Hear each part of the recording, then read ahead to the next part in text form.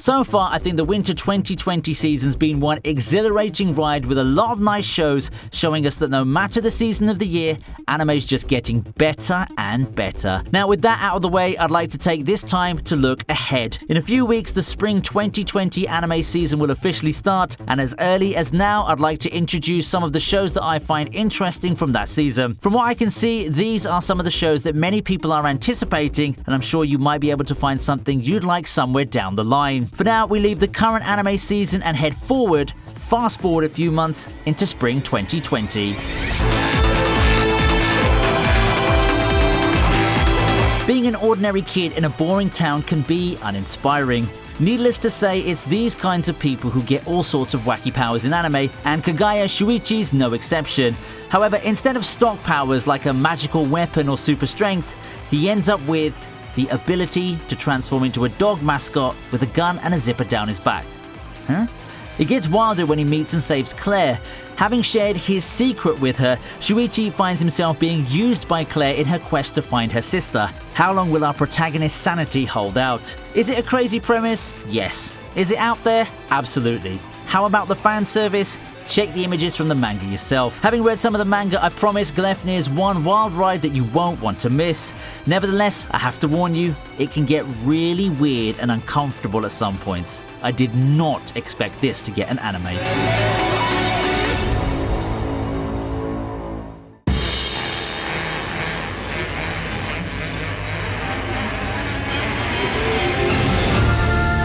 Appare Ranman sees the awkward Sorano Appare and Samurai Ishiki Kosame teaming up. Broke and trapped in America, the two enter the Trans-America Wild Race. With nothing to lose, they rush through America in their steam-powered car, enticed by the prize money that's promised to the winner of the race. Going from LA to New York may seem impossible, but when geniuses team up, nothing, not bandits, rivals, or challenges the unforgiving land of America can throw at them, can stop them. With Appare Ranman being an anime original project, we can only wait and see if PA Works will knock it out of the park. From the trailer, the series seems fun and crazy, and I think this could be the sleeper hit of the season. Took them long enough to animate Steel Ball Run.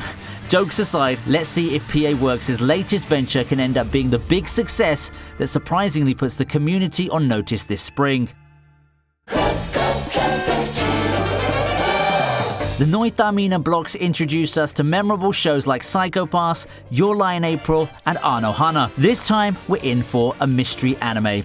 Fugo Keiji Balance Unlimited is the adaptation of a mystery novel about two detectives. The materialistic Daisuke, who finds himself completely appalled by his partner Haru's attitude. Then again, as they say, opposites attract and make the best combination. As mysteries unfold, the detectives, in spite of their contrasting personalities, must work together to solve them. Given that Cloverworks, the one behind Babylonia and The Promised Neverland, are handling this, I expect some tip-top designs and animation. With the recent resurgence of mystery anime, let's see if Fugo Keiji Balance Unlimited can help continue the momentum and lead a boom in the genre.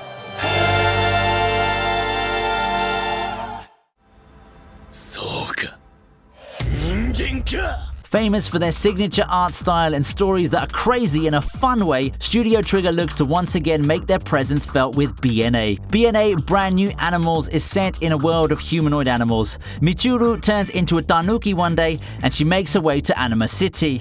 Meeting and teaming up with Ogami Shiro, Michiru starts her journey to make sense of her transformation and get to the bottom of everything. With the recent Beastars and Dorohedoro being hits, I can kind of see why Trigger would go for something like this. I mean, overall it looks interesting. We can only wait and see what wackiness Trigger has in store for us this time around. Let me say that it's also from the guys behind Little Witch Academia and Kill La Kill. Given how well those shows turned out, expectations are high for BNA. Will Trigger save anime once again? There's only one way to find out.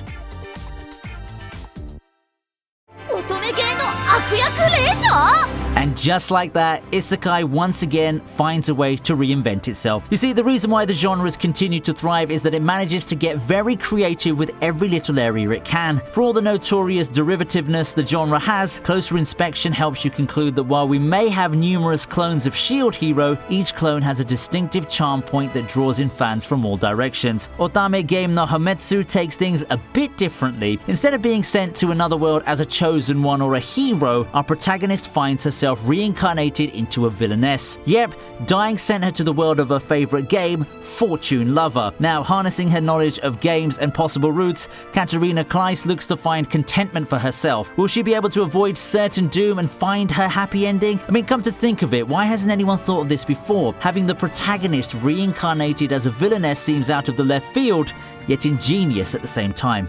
I'm very excited to see how this one goes.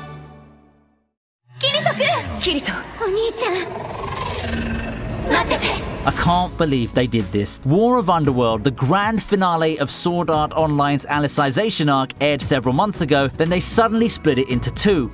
Yep, the split core got divided into an extra split core, leaving us with another cliffhanger during the Christmas season. Amazing. This time, the billing of this batch being the grand finale is no joke, just like the rest of the war. After dazzling us with their creative abilities and featured fights, most of the Integrity Knights now take a back seat as the OG crew come in. Prepare to see more of Asuna, Leafa, Sinon, and the rest of the gang in action as they race against time to save Kirito and fend off the forces of the Dark Territory. SAO fans, rejoice. Your epic finale has come, and you won't have to wait too long for the glorious return of the Black Swordsman.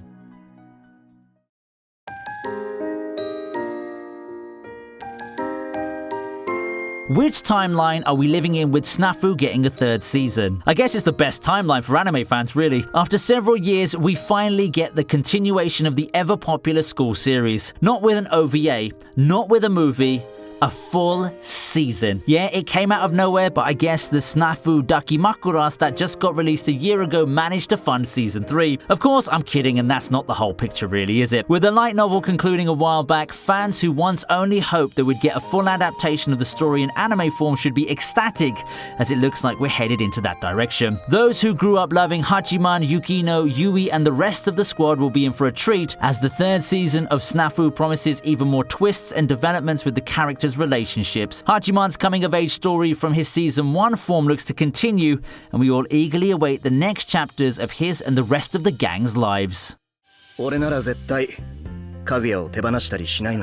If you've been watching my recent videos, it's no surprise that I'm a big fan of Kaguya-sama Love is War. A fun and extremely entertaining series given the unique, simple premise, it was one of the most popular shows of the past year. Looks like the anime gods have given us all a gift in advance with the announcement of the second season of the hit romantic comedy. It's a good thing they didn't pull an Attack on Titan and make us wait half a decade before the inevitable sequel. We won't have to wait that long to see more of Kaguya, Mayuki, and Chika. The hilarious misadventures of the trio continue. Will we finally see a confession and a victor in the crazy war of love? You just have to wait and see.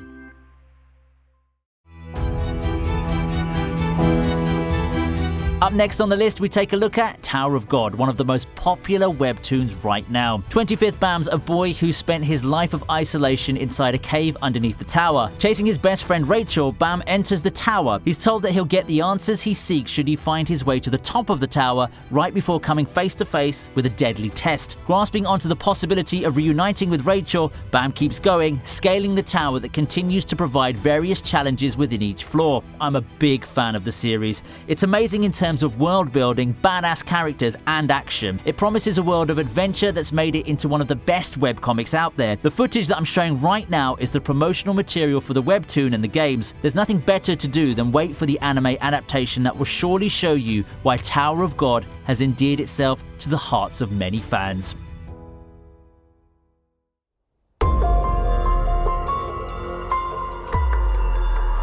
The suffering continues, and Subaru is back at it with his dark misadventures in another world. Back in 2016, Re:Zero was the biggest hit in town, capturing the hearts of many as one of the darker and more cynical isekai series that took the world by storm. To this day, I still think it's arguably one of the best isekai series that's reached the mainstream. I think the first season left off in a pretty decent place, but we all agree that the story must continue in some form. This season, Subaru's fight remains unfinished as more members of the Sin Archbishops lurk in the horizon. Recruiting the help of the newfound allies from the fight battle against Betelgeuse, Subaru and Emilia prepare to fight the next major battle in their journey. Wait, did I just go without mentioning Rem, the most popular character and everyone's waifu half a decade ago? Well, you gotta watch the second season, and maybe the memes and jokes from several years ago will finally make sense.